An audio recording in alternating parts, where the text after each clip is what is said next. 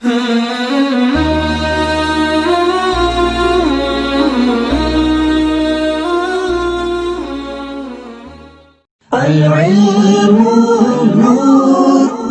اللہ الرحمن الرحیم۔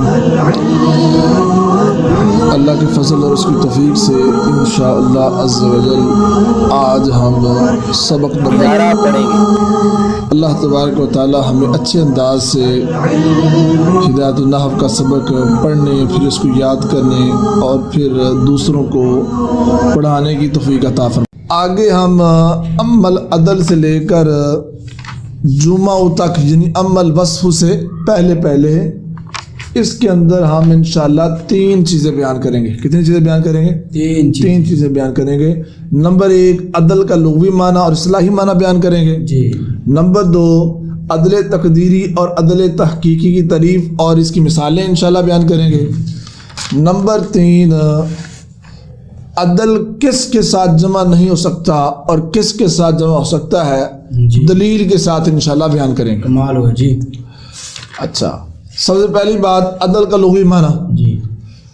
عدل کے کئی معنی آپ کے حاشیے کے اندر لکھے ہوئے ہیں، لیکن ہم ان میں سے ایک معنی کر لیتے ہیں۔ عدل کا لغوی معنی ہے نکلنا جی، جو نکلا ہوا اسے کہتے ہیں عدل جی۔ عدل کا لغوی معنی کیا ہے؟ نکلنا۔ اور اصطلاحی معنی کیا ہے؟ وہ آپ کے متن کے اندر ہی موجود ہے۔ عدل کا اصطلاحی معنی یہ ہے کہ لفظ کا اپنے اصلی صیغے سے دوسرے صیغے کی طرف نکلنا جی۔ کمال ہوگا جی۔ وہ نکلنا یا تحقیقاً ہوگا یا تقدیراً ہوگا۔ سبحان اللہ۔ یہ عدل کی تعریف بھی ہو گئی جی۔ عدل کا لغوی معنی کیا ہے؟ نکلنا جی۔ اور اصطلاحی تعریف کیا ہے؟ کہ لفظ کا اپنے اصلی صیغے سے دوسرے صیغے کی طرف نکلنا، وہ نکلنا تحقیقاً ہوگا یا تقدیراً ہوگا۔ مثال کے طور پہ اس کی چند مثالیں ہم بیان کریں گے اور عدل تقدیری اور عدل تحقیقی کی تعریف کے ضمن کے اندر بیان کریں گے۔ بھئی تحقیقاً اور تقدیراً آیا ہے جی کہ لفظ کا اپنے اصلی صیغے سے دوسرے صیغے کی طرف نکلنا جی، تو یہاں پہ تحقیقاً اور تقدیراً سے کیا مراد ہے؟ یا عدل تحقیقی اور عدل تقدیری سے کیا مراد ہے؟ عدل تقدیری کی تعریف کیا ہے؟ کہتے ہیں جس میں اس کی اصل پر ایک دلیل ہو، جس میں اس کی اصل پر ایک دلیل ہو اور وہ بھی غیر منصرف جی، اس کا غیر منصرف پڑھنا اس بات کی دلیل ہو کہ یہ عدل ہے۔ مثال کے طور پہ عمر، لفظ کیا ہمارے پاس؟ عمر۔ اب ہم نے دیکھا کلام عرب کے اندر جو لفظ عمر ہے، اس کو اہل عرب والے اس کو غیر منصرف پڑھتے ہیں جی۔ ہم نے غور کیا بھی غیر منصرف کیوں پڑھتے ہیں؟ 9 اسباب کی طرف نظر دوڑائی، اس کے اندر ایک ہی نظر آیا علم جی، دوسرا میں نظر ہی نہیں آ رہا، لیکن اہل عرب اس کو کیا پڑھتے ہیں؟ غیر منصرف۔ تو اب ہم نے فرض کر لیا کہ جو عمر ہے یہ عامر سے نکلا ہے جی، عمر جو ہے یہ عامر سے نکلا ہے۔ اسی طرح لفظ ظفر ہے، لفظ ظفر ہے، ہم نے دیکھا کلام عرب کے اندر جو لفظ ظفر ہے جی، اس کو اہل عرب والے غیر منصرف پڑھتے ہیں جی، اور ہم نے اس کے اسباب کی طرف غور کیا تو وہ تو ایک ہی نظر آیا ہمیں جی، کیا؟ علم، تو دوسرا اسباب نظر ہی نہیں آ رہا جی جی۔ پھر ہم نے اہل عرب کی لاج رکھنے کے لیے کہ بھئی غیر منصرف پڑھتے ہیں، ہم نے فرض کر لیا کہ جو ظفر ہے یہ ظافر سے نکلا ہوا ہے جی۔ کمال، ظفر جو ہے یہ کس سے نکلا ہوا ہے؟ ظافر سے نکلا ہوا ہے۔ اب دیکھو عمر کس سے نکلا ہے؟ عامر سے۔ اب عمر کی اصل کیا ہوئی؟ عامر جی، عمر کی اصل کیا ہوئی؟ عامر۔ اب اس کی اصل پر وہ ایک دلیل موجود ہے، وہ کیا ہے؟ غیر منصرف پڑھنا جی، کہ اہل عرب نے غیر منصرف پڑھا تو ہم نے کہا اس کی اصل عامر ہے جی، اور دوسری کیا ہے؟ ظفر جی۔ تو اب اس کے اندر ایک تو ہمیں اسباب نظر آ گیا، اہل عرب نے غیر منصرف پڑھا تو ہم نے کہا یہ کس سے نکلا ہوا ہے؟ ظافر سے جی۔ اب اس کی اصل جو ظافر ہے اس پر ایک دلیل موجود ہے، اور وہ دلیل کیا ہے؟ اہل عرب کا غیر منصرف پڑھنا جی۔ ایک علم تو موجود ہی ہے جی، لیکن جو دوسری دلیل اس کے اندر موجود ہے وہ کیا ہے؟ غیر اہل عرب کا اس کو غیر منصرف پڑھنا اس بات کی دلیل ہے کہ جو ظفر ہے یہ ظافر سے نکلا ہوا ہے جی، اور عمر کو غیر منصرف پڑھنا یہ اس بات کی دلیل ہے کہ جو عمر ہے یہ عامر سے نکلا ہوا ہے. جی، تو بھئی عدل تقدیری کی تعریف ہم نے پڑھی تھی کہ جس کی اصل پر ایک دلیل موجود ہو، جی، جس کی اصل پر ایک دلیل موجود ہو.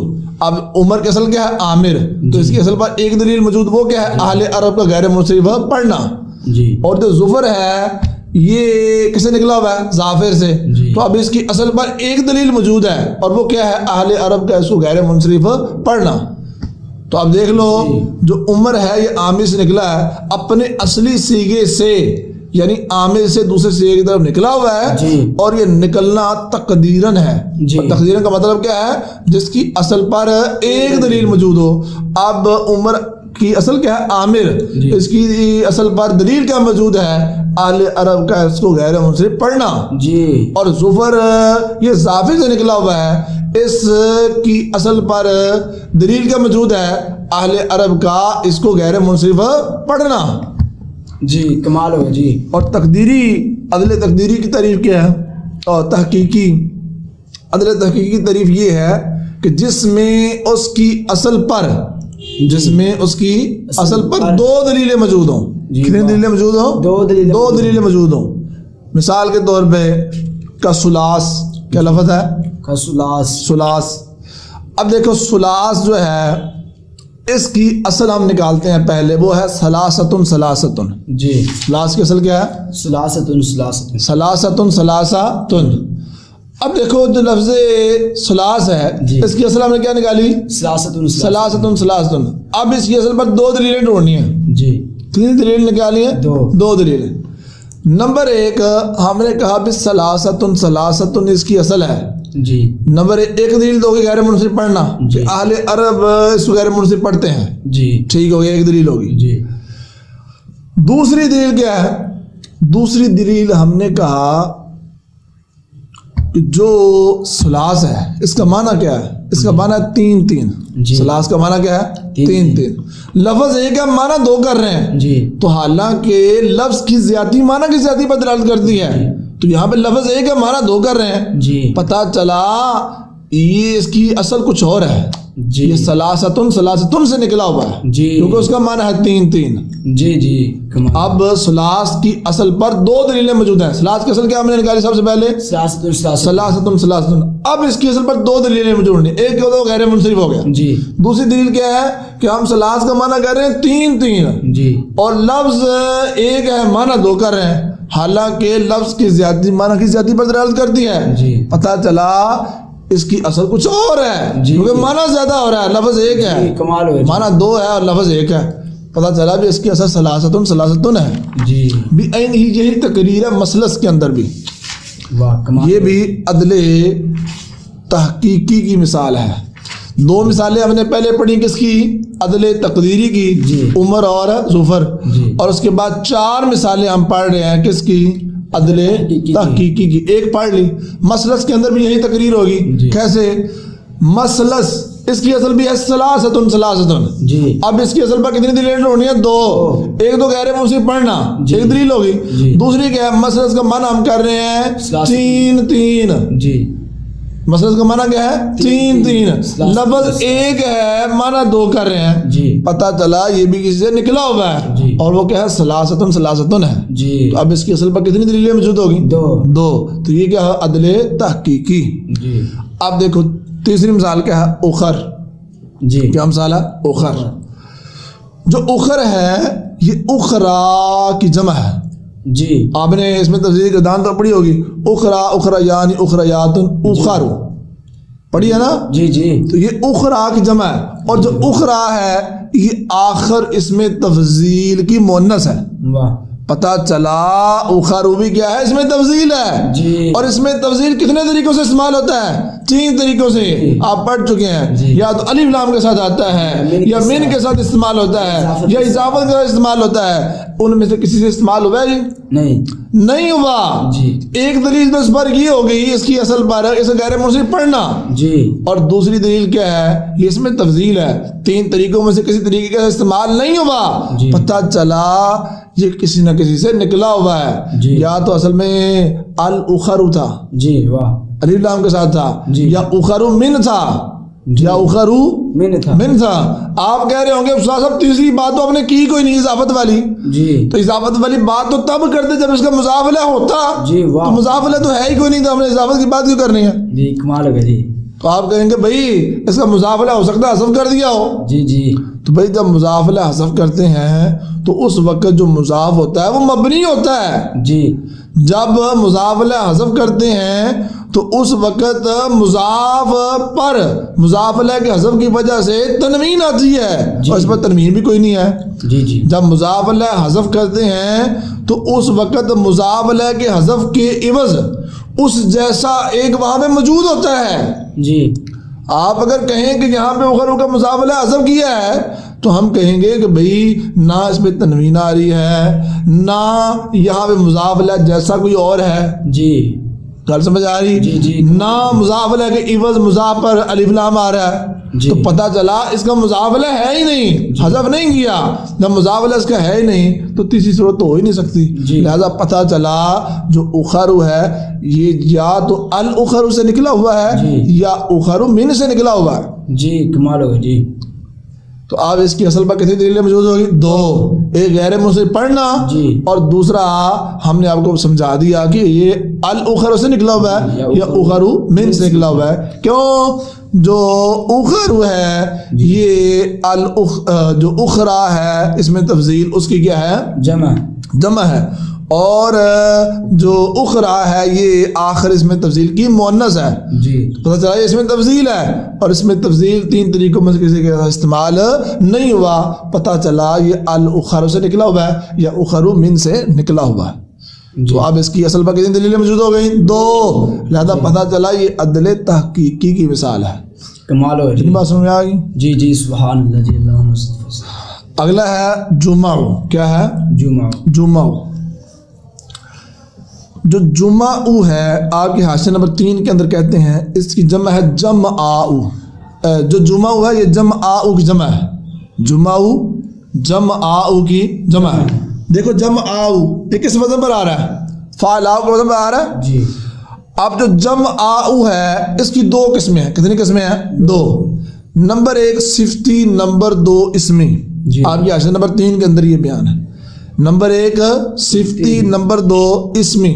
جی نمبر 1 اگر ہم مانیں کہ یہ صفتی کی جمع ہے، جی یہ صفتی کی جمع ہے، اور جو صفتی ہوتا ہے جمعاؤ یا فاعلاؤ اس کی جمع فعلن کے وزن پر آتی ہے، جی اس کی جمع کس وزن پر آتی ہے؟ فعلن کے وزن پر آتی ہے، اور اگر ہم اس کو ماننے اسمی تو اس وقت اس کی جمع کے 2 وزن ہیں، یا تو آتی ہے فعالا، جی فعلا وات 2 وزن ہے، جی فعالا یا فعلا وات، یعنی پھر آنی چاہیے تھی کیا؟ جماع، کیا آنی چاہیے تھی؟ جمعاوات۔ جی اب دیکھو جو جمعہ ہوا ہے یہ فعل کے وزن پر ہے؟ نہیں۔ یہ فعالا کے وزن پر ہے؟ نہیں۔ فعلاوات کے وزن پر ہے؟ نہیں۔ حالانکہ جو جمعہ ہے یہ جمعہ کی جمع ہے، اور جمعہ کی 2 قسمیں ہیں، یا تو صفتی ہوتا ہے یا اسمی ہوتا ہے، اور صفتی اگر مانے تو اس کی جمع آنی چاہیے تھی جمعن کے وزن پر، اور اگر ہم اس کو اسمی مانے تو اس کی جمع آنی چاہیے تھی جمعاوات۔ جی تو یہ ان میں سے کسی وزن پر آیا نہیں، تو ایک دلیل تو اس کے اندر ہوگی غیر منصرف پڑھنا، جی اور دوسری دلیل پتہ چلا کہ اس کی جمع آنی چاہیے تھی جمعن کے وزن پر، اگر ہم اس کو صفتی مانے، اور اگر ہم اس کو اسمی مانے تو اس کی جمع آنی کیا چاہیے تھی؟ جمع یا جمع بعد کے وزن پر آنی چاہیے تھی، یہ ان تینوں اوزان میں سے کسی وزن پر نہیں آیا، جی جی پتہ چلا ان میں سے کسی ایک سے نکلا ہوا ہے، جی جی تب اس کے اصل پر کتنی دلیلیں موجود ہوگی؟ دو دلیلیں موجود ہیں، لہذا پتہ چلا یہ عدل تحقیقی ہے، تقدیری نہیں ہے۔ اتنی بات سمجھ میں آ گئی؟ جی کمال ہو جی۔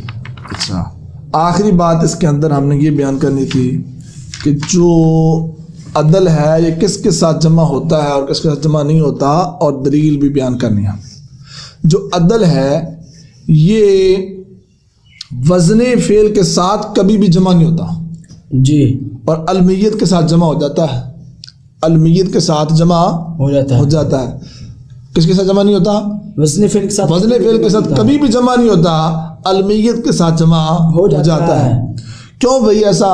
جو عدل ہے یہ وزن فعل کے ساتھ جمع کیوں نہیں ہوتا؟